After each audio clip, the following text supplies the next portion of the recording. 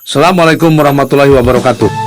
Apa kabar khalayak YouTube yang tampan dan cantik, baik hati dan selalu penuh cinta? Kembali lagi di Bagin Channel. Kita akan bahas singkat tentang sejarah Nusantara dari Sabang sampai Merauke. Sebelumnya yang belum subscribe dulu dong.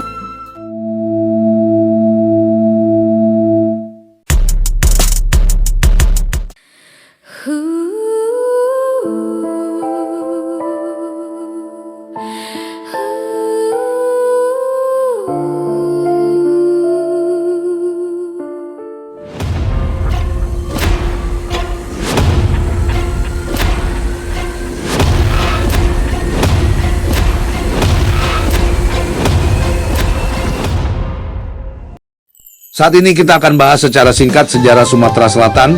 Sudah siap? Baiklah, bismillah, kita mulai. Bicara Sumatera Selatan mungkin bisa kita mulai melalui Kerajaan Sriwijaya. Sebuah kerajaan yang begitu viral di masanya. So Mimin akan coba mulai dari sini. Pertama, Kerajaan Sriwijaya.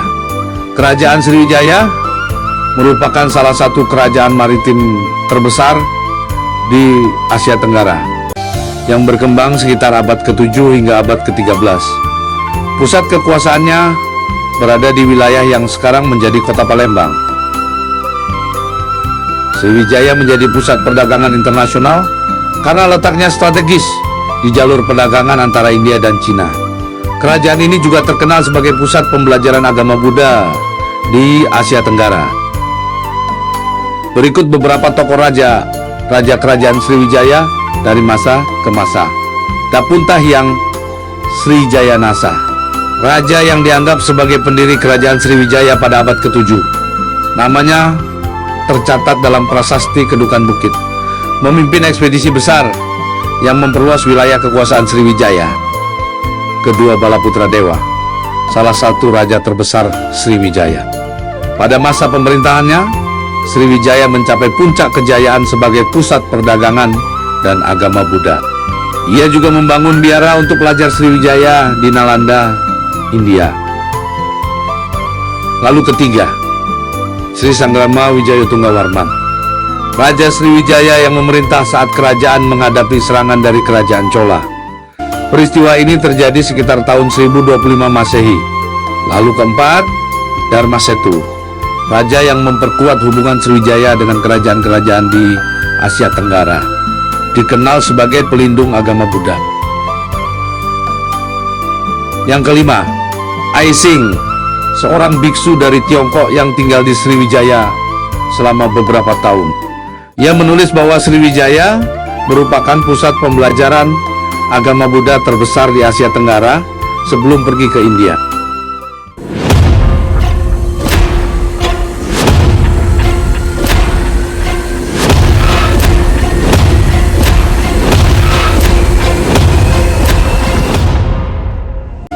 Berikutnya adalah Kesultanan Palembang atau Kesultanan Palembang Darussalam.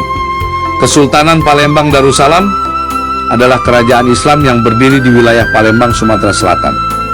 Kesultanan ini berkembang sekitar abad ke-17 dan menjadi salah satu pusat kekuasaan politik, perdagangan, serta penyebaran Islam di Sumatera bagian selatan. Kesultanan ini muncul setelah runtuhnya kekuasaan lokal yang sebelumnya dipengaruhi oleh kerajaan besar seperti Kesultanan Demak dan tradisi lama dari kerajaan Sriwijaya yang pernah berjaya di wilayah yang sama berabad-abad sebelumnya. Berikut raja atau sultan yang berkuasa di dalam perjalanan sejarah kerajaan Kesultanan Palembang Darussalam dari masa ke masa.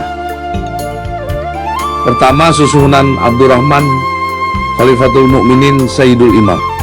Masa kekuasaan sekitar 1659 ke 1706. Pendiri Kesultanan Palembang Darussalam mengubah sistem pemerintahan dari kerajaan biasa menjadi Kesultanan Islam. Beliau menjalin hubungan dagang dengan pedagang Arab, India, dan Tiongkok, mulai membangun struktur pemerintahan dan hukum Islam di Palembang.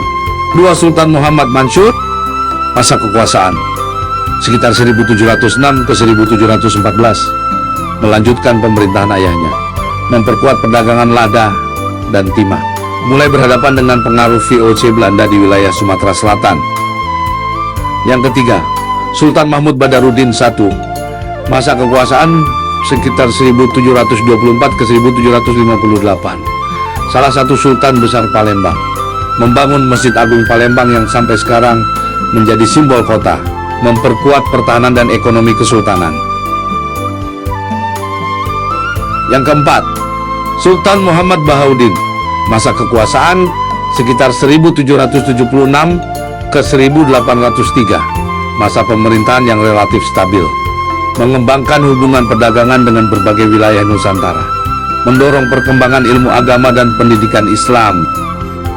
Dan yang kelima, Sultan Mahmud Badarudin II, masa kekuasaan 1804 ke 1821, Sultan paling terkenal dalam sejarah Palembang, memimpin perlawanan melawan Belanda dalam konflik yang berkaitan dengan kekuasaan kolonial, terlibat dalam konflik dengan Belanda yang berujung pada peristiwa besar seperti Perang Palembang 1819 sampai 1821. Setelah kekalahan, beliau diasingkan oleh Belanda.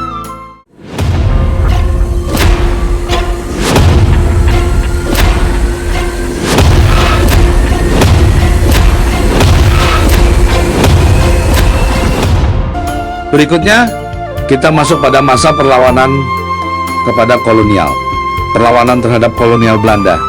Pada abad ke-19 hingga awal abad ke-20, rakyat Sumatera Selatan melakukan berbagai perlawanan terhadap penjajahan Belanda.